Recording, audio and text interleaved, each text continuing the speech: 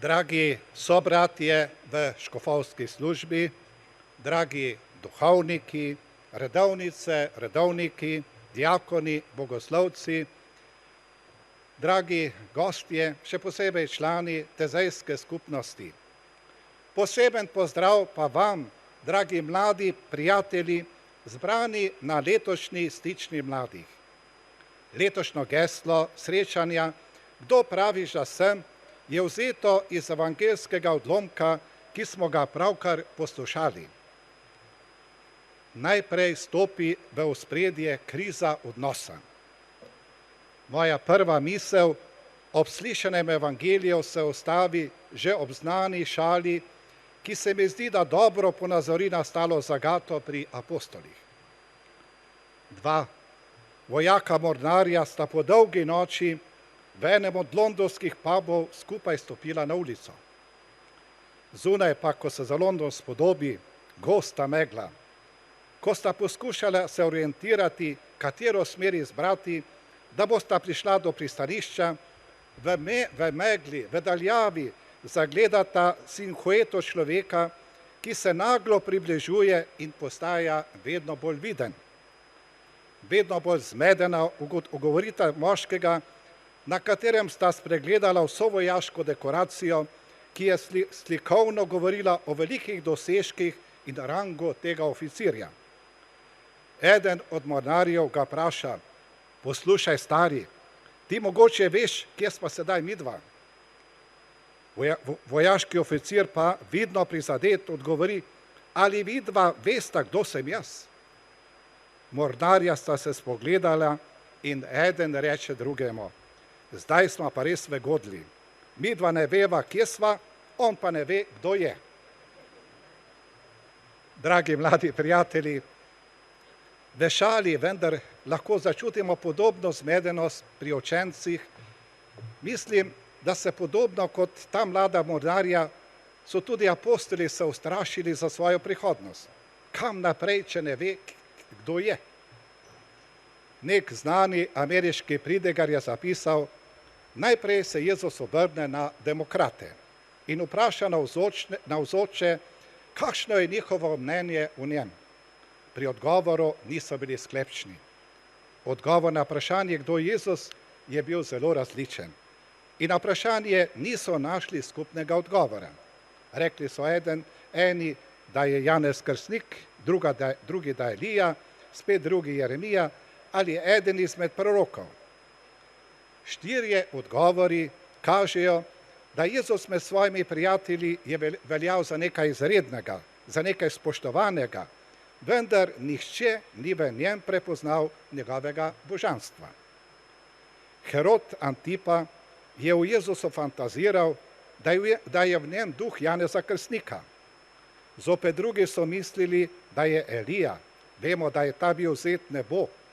Zopet tretji so verjeli, da je Jeremija, ker je bila z Jeremijem povezano verovanje, da bo ponovno prišel Jeremija kot prehodnik odrešenika Mesije.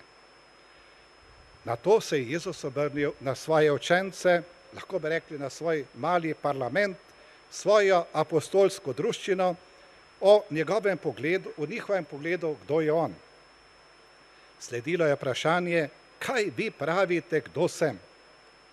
Apostoli so se verjetno spogledali z očmi, nagovarjali drug drugega: daj, reče nekaj, daj, začni. Juda v tistih napetih trenutkih skoraj gotovo je podvomil v njegovo finančno sposobnost in modrost. Filip je podvomil v njegov notranji odnos z nebeškim očetom.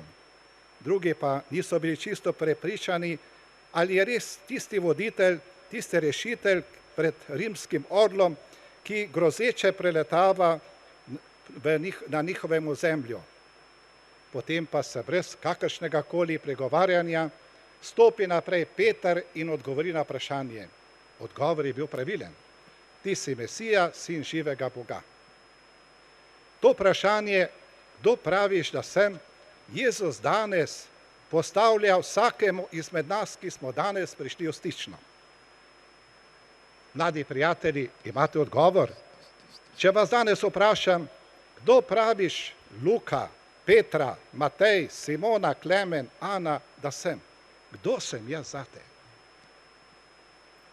Gospod, ti si zame kot en prijatelj, ki me vedno vabi na nove pustolovščine, v služenje bližnjemu, v odnose, kjer ljubim in sem ljubljen.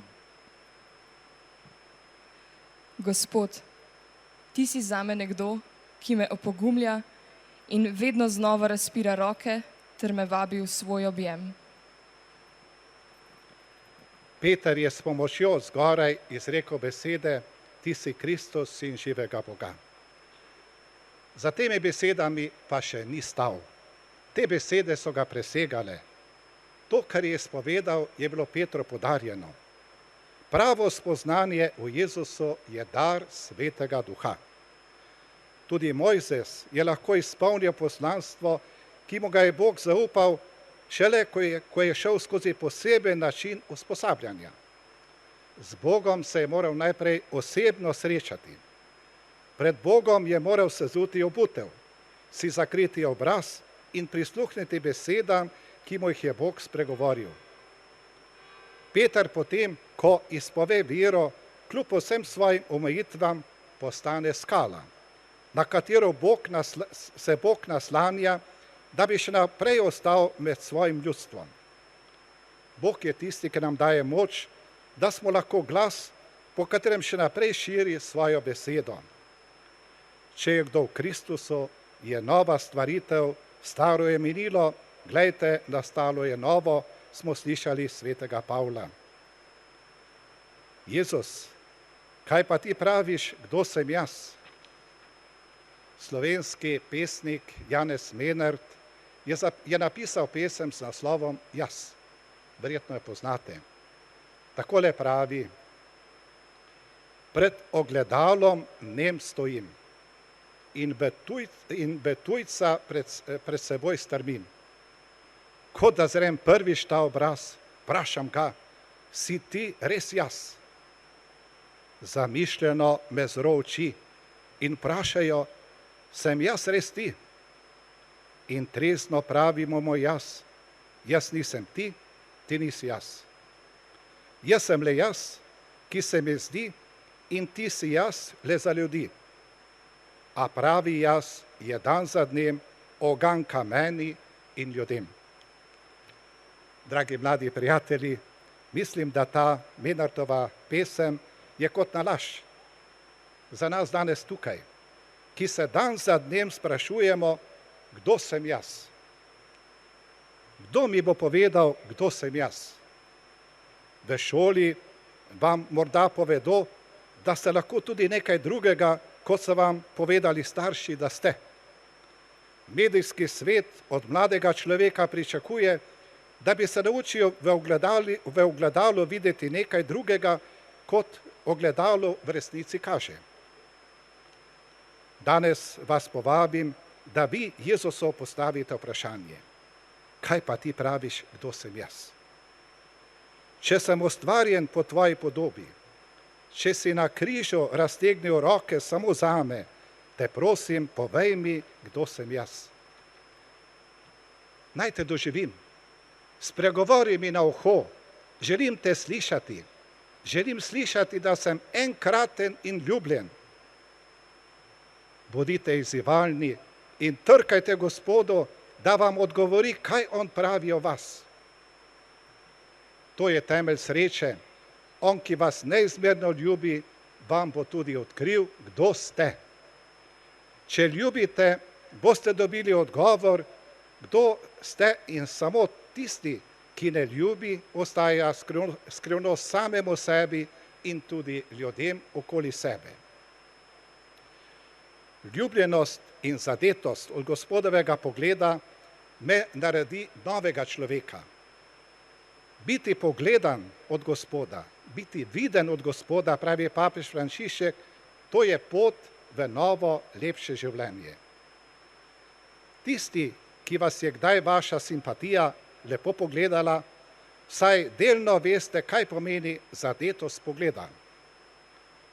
Ko sem ljubljen, nisem več številka, nisem več del množice, kajti ob srečanju z Jezusom spoznam, najprej, kdo sem, najdem svoje poslanstvo in ne iščem več užitkov, tistih trenutnih užitkov, da bi z njimi zapolnil praznino, ki je v meni.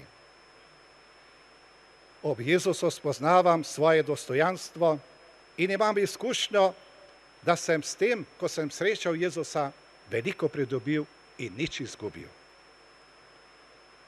Zato so tako pomembna takšna srečanja, na primer srečanje Svetovni dan mladih v Lizboni, razna romanja, potem duhovne vaje, pa tudi takšno srečanje, kot je danes v Stični.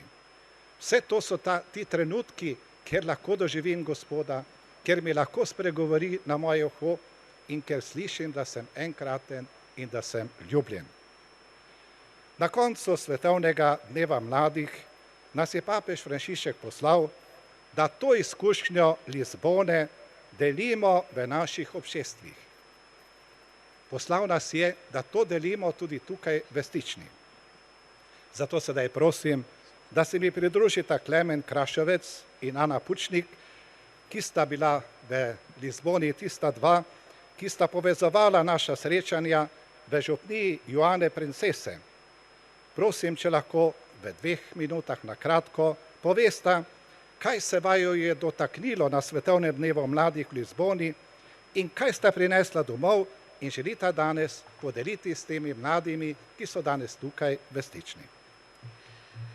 Ja, mene se je v Lizboni res dotaknilo spoznanje, da moramo prav takšne dogodke, kakor je to, prepustiti Bogu in pozabiti na pričakovanja in zaupati, da ima on zame, pa zate, pa za vse pripravljeno eno res lepo stvar. Na nas, na meni, na tebi pa je, da mu odpreš srce in dovoliš, da deluje v tvojem življenju. Tega sem se letos v Lizboni trudila posluževati in bilo je dobro. Bilo je zelo dobro. Ja, mene se je pa v Lizboni najbolj dotaknila gorečnost slovenskih romarjev. To vsi, ki smo bili tam, lahko potrdijo. V katerokoli skupino si prišel in predlagal, če bi se sedel malo dol pa zmolili na rožen venc, so bili res iskreno za. In to mene navdaja osebno z enim velikim upanjem za slovensko cerkev.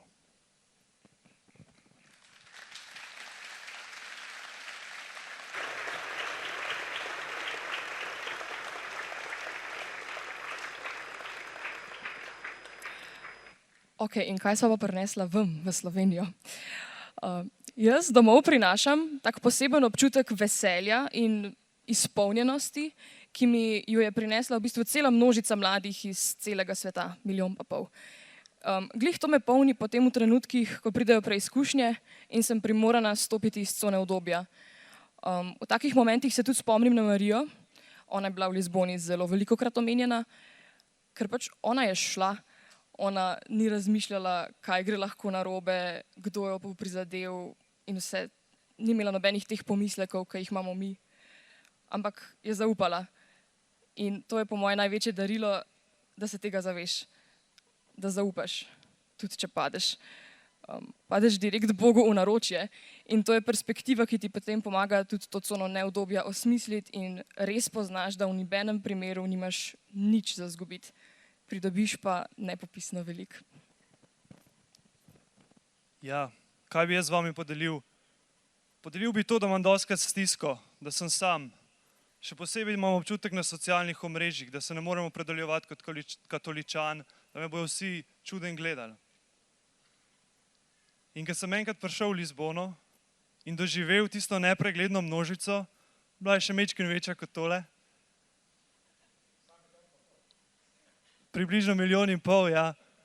In ko so vsi ti mladi bili na kolenih in gledali v daljavo, kjer je bil izpostavljeno košček kruha, v katerem je naš Kristus. Ko sem to videl, sem videl, da nisem sam. In tudi vi niste sami. Čeprav verjamem, da se mogoče kdo dostikrat tako počuti.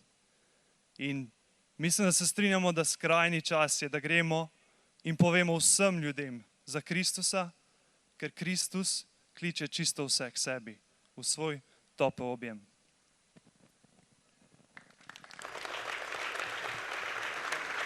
Hvala.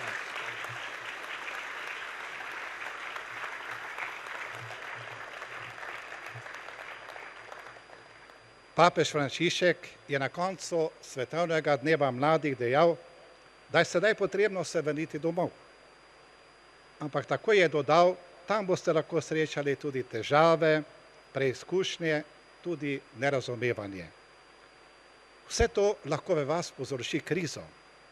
In kaj takrat storiti, ko pride kriza? Papež pravi, vrni se nazaj k izkušnji, ko si čutil bližino Gospoda. Ko si čutil, da ti je govoril, da te je spodbujal. In zato je tako pomembno, da hranimo te izkušnje, da lahko potem iz njih živimo. Upam, da bo tudi današnje srečanje tukaj v Stični za vas tak močan trenutek srečanja z Gospodom. Da boste res osebno doživeli to srečanje z Gospodom. In to naj vas potem spremlja na poti novega šolskega, pa tudi akademskega leta. Amen.